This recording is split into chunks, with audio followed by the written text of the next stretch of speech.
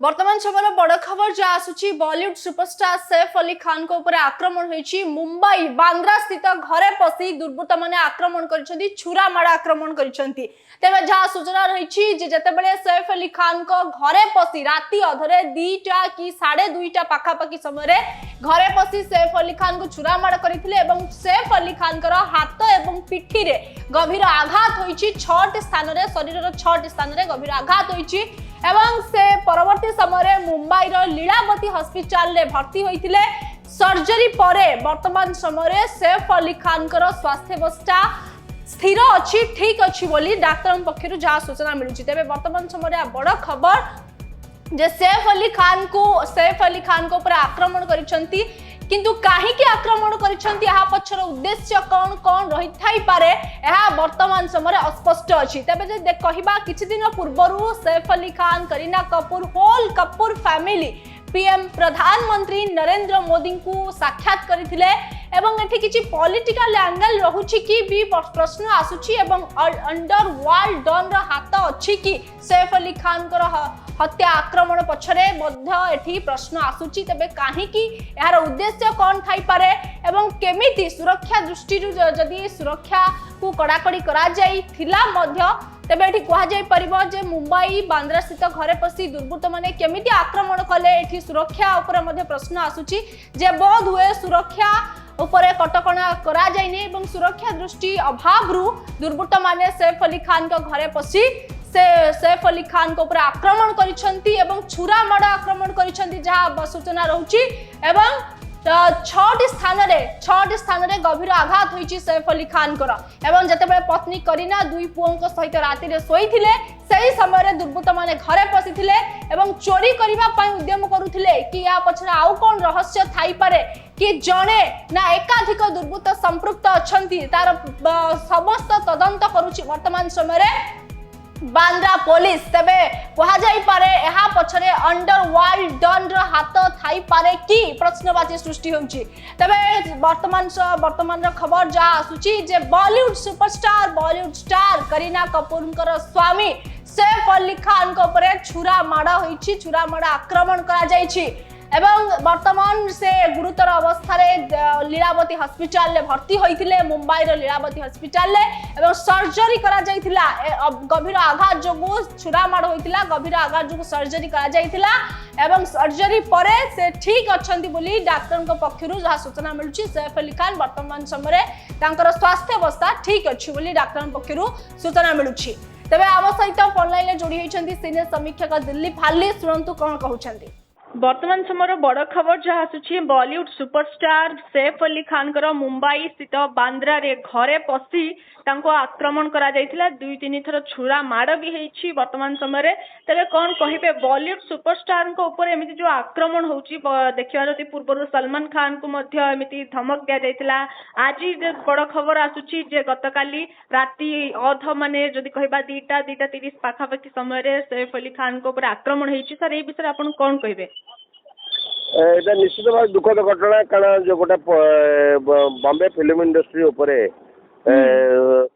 সৈফ আলী খান হন্তু, শাহরুখ খান হন্তু, সলমান খান হন্তু, আমির খান হন্তু, এମାନଙ୍କ উপরে ସବୁବେଳେ ଯୋଉ ପ୍ରକାର ଭାବରେ ଧମକପୂର୍ଣ୍ଣ ମେସେଜ, ଧମକପୂର୍ଣ୍ଣ ଫୋନ କଲ୍ ଆସୁଛି ସେଥିପ୍ରତି ପୋଲିସର ସଜାଗ ହେବା ଉଚିତ। ସେ କେବଳ ସୁଟିଂରେ ସେମାନଙ୍କୁ ସିକ୍ୟୁରିଟି ପଏଣ୍ଟ ଅଫ୍ ଭ୍ୟୁରୁ ସେମାନେ ମଧ୍ୟ ପୋଲିସର ଆଡିକ୍ୱେଟ୍ ସିକ୍ୟୁରିଟି ନେବା ଦରକାର, କାରଣ ସେମାନେ ସବୁବେଳେ ଯେଉଁମାନେ ଏହି ପ୍ରକାର ଉଗ୍ର କାମରେ ବ୍ୟସ୍ତ ହୁଅନ୍ତି ସେମାନେ ଗୋଟେ ଲାକୁନା ଖୋଜନ୍ତି କେତେବେଳେ ଏ ଲୋକଟି ଘର ହଉ କି ସୁଟିଂ ଜାଗା ହଉ କୋଉ ଟିକେ ଫାଙ୍କା ରହିଲେ ସେମାନେ ପଶିବା ପାଇଁ ସୁଯୋଗ ଖୋଜନ୍ତି, ଯୋଉଟାକି ସୈଫ ଅଲି ଖାନଙ୍କ ଘରେ ଏଇ ପ୍ରକାର ହେଲା। କେମିତି ଜାଣିପାରିଲେ ନାହିଁ ଯୋଉମାନେ ଗୁଇନ୍ଦା ବିଭାଗରେ ଅଛନ୍ତି ସେମାନେ କେମିତି ସବୁ ଜିନିଷକୁ ଖାମଖିଆଲି ଭାବେ ନେଉଛନ୍ତି। ଏଇ ପୋଲିସର ଏସବୁ ଦିଗରେ ମାତ୍ରାଧିକ କାର୍ଯ୍ୟାନୁଷ୍ଠାନ କରିବା ଦରକାର। ଆମର କେବଳ ଯୋଉ ଦିନ ଯାହା ଘଟଣା ଘଟୁଛି ସେଇ ଘଟଣା ଦିନ ଆମେ କେବଳ ହୋହାଲ୍ଲା କରେ, ତା ପରବର୍ତ୍ତୀ ସମୟରେ ତା ପ୍ରତି ଆଉ ଗୁରୁତ୍ୱ ଦିଏ ନାହିଁ, ଅନ୍ୟ ଘଟଣା ଉପରେ ଗୁରୁତ୍ୱ ଦିଏ, ଯାହାଫଳରେ କି ଏସବୁ କଳାକାର ମାନଙ୍କର ଜୀବନ ପ୍ରତି ଯୋଉ ବିପଦ ଆସୁଛି ତା ଉପରେ ପୋଲିସର ଦୃଢ଼ କାର୍ଯ୍ୟାନୁଷ୍ଠାନ କରିବା ପାଇଁ ବହୁତ ଭାବରେ କାର୍ଯ୍ୟଧାରାକୁ ଆହୁରି ଅଧିକ ସକ୍ରିୟ କରିବାର ଅଛି। ଆଜ୍ଞା ତେବେ ଯଦି ଦେଖିବା ବର୍ତ୍ତମାନ ସମୟରେ କିଛି ଦିନ ତଳେ କପୁର ଫ୍ୟାମିଲି ହୋଲ କପୁର ଫ୍ୟାମିଲି ମଧ୍ୟ ପ୍ରଧାନମନ୍ତ୍ରୀ ନରେନ୍ଦ୍ର ମୋଦିଙ୍କୁ ଭେଟିବାକୁ ଯାଇଥିଲେ। ଏଠି ପଲିଟିକାଲ ଆଙ୍ଗେଲ କିଛି ଦେଖି ପାରୁଛନ୍ତି କି ଆପଣ? ଆକ୍ରମଣ ପଛରେ କିଛି ଯଦି ରାଜନୈତିକ କାରଣ ଥାଇପାରେ କି? ଯାହା ବି ପଲିଟିକାଲ ଆଙ୍ଗେଲ ଥାଉ ଯାହା ଥାଉ ଆମେ ସୈଫ ଅଲି ଖାଁ ଗୋଟେ ଭଲ କଳାକାର ତାଙ୍କର ଜୀବନ ପ୍ରତି ଏଇ ପ୍ରକାର ବିପଦଟା ଆସିବା ଏଇଟା ନିଶ୍ଚିତ ଭାବେ ଦୁର୍ଭାଗ୍ୟଜନକ କଥା। ଆମେ କିଏ କୋଉ ଦଳରେ ରହିଲା କିଏ କୋଉ କାର୍ଯ୍ୟଧାରାରେ ସାମିଲ ହେଲା ଏଇଟା ବଡ଼ କଥା ନୁହେଁ। ବଡ଼ କଥା ହଉଛି ଏଇ କଳାକାର ମାନଙ୍କ ଜୀବନ ପ୍ରତି ସବୁବେଳେ ସବୁ ସମୟରେ ଯୋଉ ପ୍ରକାର ଧମକପୂର୍ଣ୍ଣ ମେସେଜ ନହେଲେ ଧମକପୂର୍ଣ୍ଣ ମାଧ୍ୟମରେ ଆମକୁ ଏତିକି ଅର୍ଥ ଦିଅ ଏଇସବୁ ପ୍ରକାର ଯୋଉ ପ୍ରକାର ଆସୁଛି ଆମେ ସେଇଟାକୁ ପ୍ରତିହତ କରିବା ଦରକାର। ଆମେ ଯଦି ପୋଲିସ ଗୁଇନ୍ଦା ବିଭାଗ ଏସବୁ ଜିନିଷ ପ୍ରତି ନଜର ନ ଦେବ ସିରିୟସ୍ ନ ହେବ ତାହେଲେ ଏମାନଙ୍କର ଜୀବନ ପ୍ରତି ବିପଦ ଆସିବା ସ୍ୱାଭାବିକ। ଏମାନଙ୍କୁ କାହିଁକି ଧମକ ଆସୁଛି? ଏ ବଲିଉଡ ସୁପରଷ୍ଟାରଙ୍କୁ କଣ ପାଇଁ ଧମକ ଆସୁଛି ବାରମ୍ବାର ହତ୍ୟା ଧମକ? କଣ କାରଣ ହେଇପାରେ? ଯୋଉମାନେ ଏଇ କାର୍ଯ୍ୟ କରିଥାନ୍ତି ସେମାନେ ହୁଏତ ଆର୍ଥିକ ଦିଗରୁ ତାଙ୍କଠୁ ବ୍ଲାକମେଲିଂ କରିବା ଗୋଟେ ନିର୍ଦ୍ଦିଷ୍ଟ ଭାବରେ କାର୍ଯ୍ୟ କରିଥାନ୍ତି ଯାହାକି ସେଇଟା ଗୋଟେ ସମ୍ଭବ ନ ୟାଙ୍କ ଉପରେ ମାନେ ବିଶେଷ ଭାବରେ ଅଙ୍କୁଶ ଲଗେଇଥାନ୍ତି। ଏଇ କ୍ଷେତ୍ରରେ ମଧ୍ୟ ସେୟା ହେଇଥିବ। ସବୁବେଳେ ସେମାନଙ୍କର ଯେହେତୁ ଗୋଟେ ଗ୍ୟାଙ୍ଗ କରୁଛନ୍ତି ସେମାନେ ଗ୍ୟାଙ୍ଗ ଚଳିବାକୁ ହେଲେ ଯୋଉ ଆର୍ଥିକ ଅର୍ଥ ଦରକାର ସେସବୁ ଜିନିଷ ଯେତେବେଳେ ବିଭିନ୍ନ ଜାଗାରୁ ସେମାନେ ସୋର୍ସରୁ ଇନକମ୍ ନ କରିବେ ତାହେଲେ ତାଙ୍କ ଗ୍ୟାଙ୍ଗ ରହିବ ନାହିଁ। ସେଥିରେ ବହୁତ ୟଙ୍ଗ ପିଲାମାନଙ୍କୁ ନେଇକି ମୁଷ୍ଟିମେୟ ପିଲାଙ୍କୁ ନେଇକି ତାଙ୍କ ମାଇଣ୍ଡଟାକୁ ୱାଶ୍ କରିକି ତାଙ୍କୁ ଏସବୁ କାର୍ଯ୍ୟରେ ଲିପ୍ତ କରାଯାଏ। ପୋଲିସର ମାନେ ଆମର ଯୋଉ କ୍ରାଇମ ବ୍ରାଞ୍ଚ ଅଛି ଅଛି ଯୋଉମାନେ ସେମାନେ ବିଧିବଦ୍ଧ ଭାବରେ ସେସବୁ ଯତ୍ନବାନ ହେବା ଦରକାର। ଆହୁରି ଅଧିକ ସକ୍ରିୟ ନହେଲେ ଏ କଳାକାରଙ୍କ ଜୀବନ ପ୍ରତି ନିଶ୍ଚିତ ଭାବେ ଭବିଷ୍ୟତରେ ବିପଦ ରହିବ। ଆଉ ଏ ଗୋଟେ ଘଟଣା ନୁହେଁ ଏମିତି ଅନେକ ଘଟଣା ବଲିଉଡରେ ଘଟୁଛି। ଆମେ ସେଥିପ୍ରତି ତେବେ ଘଟଣା ପଛରେ ଅଣ୍ଡରୱାର୍ଲ୍ଡ ଡନ୍ର ହାତ ଥାଇପାରେ କି ପ୍ରଶ୍ନ ଆସୁଛି ବି? ନିଶ୍ଚିତ ଭାବେ ଅଣ୍ଡରଗ୍ରାଉଣ୍ଡ ଡନ୍ର ହାତ ନଥାଇବ ଯେ ଏକଥା ଅସ୍ୱୀକାର କରିହେବନି।